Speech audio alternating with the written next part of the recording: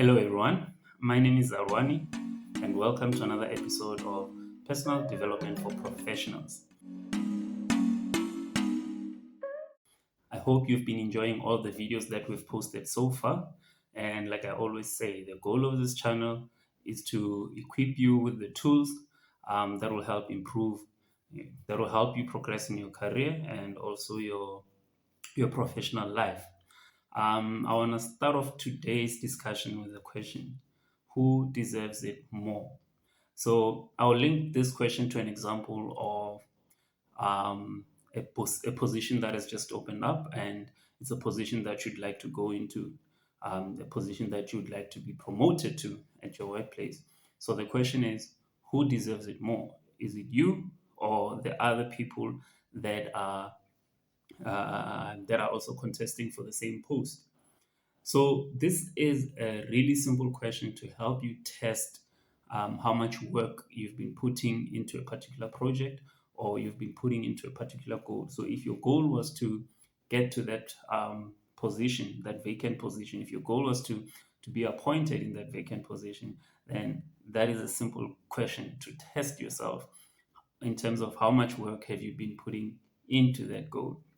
Now, if I was to ask your boss, so who deserves this post more? Are you gonna be the obvious answer, or is he gonna be found? Is he gonna find himself or herself struggling to decide who can it be? I mean, if that's the case, if you think your boss or your supervisor would struggle to quickly point you out as the person that is right for this next role or for this vacant position, then it simply means that you're not putting in enough work. You need to work so hard that you are the obvious choice. You need to work so hard on the right things that you are just the obvious choice. You are a no brainer. Even people contesting for the same position should almost feel like, you know what, it's a lost cause because you are going to get it. Why? Your work is doing the talking.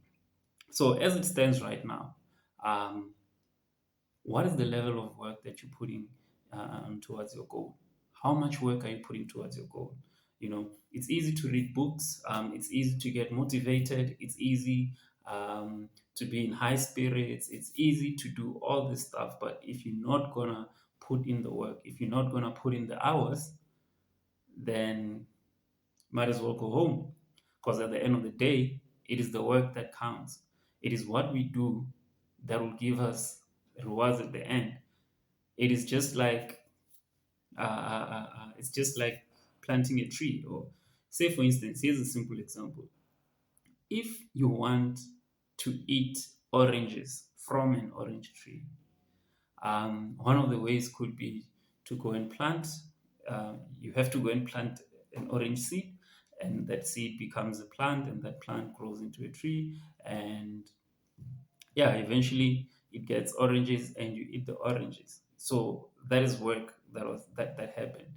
I mean, so you could read all the books about planting orange trees. You could, attend all the courses about how to make orange trees grow better and all of that.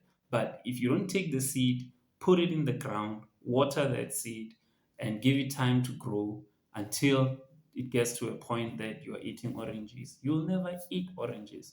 So don't get me wrong. I'm not saying learning about the things that you want to achieve is a bad thing. It is a great thing. Learn about it. But coupled with that learning, you have to work. You have to work twice as hard. So, what does working hard mean in your line of work?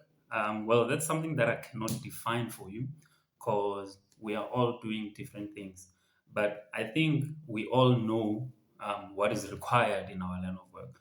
We all know what makes someone a top performer. We all know within our line of work what is it that is regarded as your KPIs.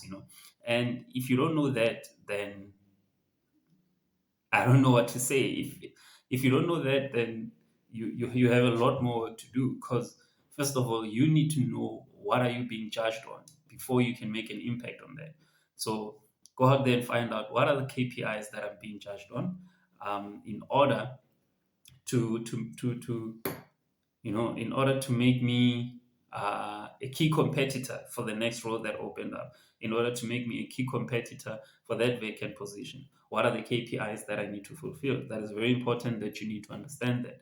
And once you know what those KPIs are, you need to go hard into those KPIs. You need to go very hard. You need to give it your all. If you don't go home tired, if you don't leave your office tired and feeling exhausted and feeling like you have given it your all, then I don't know, maybe you haven't given it enough. Because guess what? If there's anyone else in your office that is doing that, then who deserves it more? Is it you or the guy that gives it his all whenever he's at work?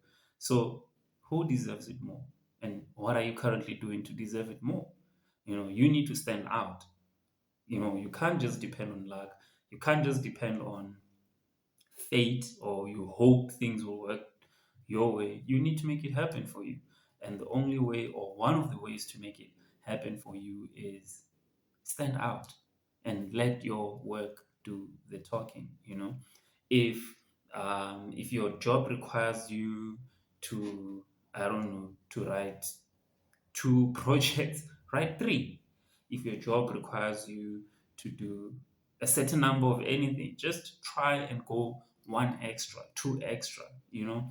I know it's exhausting. I know you may find yourself at the verge of burning out, but hey, that's what it takes. You have to go out there and give it your all. I always like to make the example of a guy like Cristiano Ronaldo. I always ask people, what do you think he's doing right now? And I always get the same question. Everyone will always say, we think Cristiano Ronaldo is in the soccer field right now, practicing. But so you must ask yourself, if someone that is as good as him still spends so much time putting in the work to even be better, do you think you would beat that guy? Do you think you would be better that guy without putting in the same amount of work or maybe even more? Do you think tomorrow, if there was an opportunity to pick someone with soccer skills, would they pick you over him? And what do you think? Why do you think they'll pick him? It's because he's an obvious choice. Why? He puts in the work. And by putting in the work, the results show. So are you putting in the work? Are you the obvious choice? Who deserves it more? Do you deserve it more? Or is it your colleague? So you need to be the one that deserves it more. I see a lot of I see a lot of posts on social media of people saying work smart and not hard. And I think we confuse the concept of working smart um, to say that when you work smart, you don't really have to put too much effort. We confuse that concept by thinking that if I'm working smart, it would mean I'm working, I don't know, less hours than I normally would. For me, working smart is, working hard on the relevant things, working hard on the relevant things. So, because the more you focus on the relevant things, then you are hitting the right things, meaning that it's easier to get results. But for me, it doesn't exempt me from putting in the time, putting in the hours, because I feel like the more you work hard at something, then the better you become at it.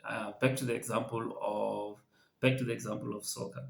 If I know that in my soccer game, um, I struggle when it comes to hitting shots on target, and I tell myself that for the next 3 weeks, I'm gonna make sure that I score, or rather, I shoot 1,000 soccer balls a day, 1,000 shots a day. I will make sure I shoot them, try to hit them on target every day for the next 3 weeks.